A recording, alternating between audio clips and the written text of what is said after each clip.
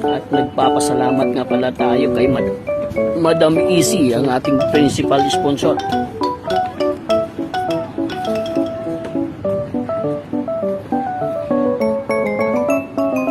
Ayan guys, doon tayo galing sa Sentosa. Ayan, Sentosa.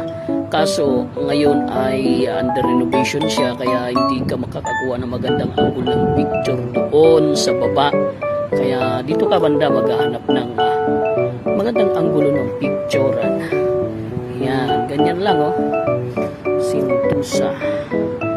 Yan guys, Sentosa. Dito ka na lang makakakuha, di ba? Okay.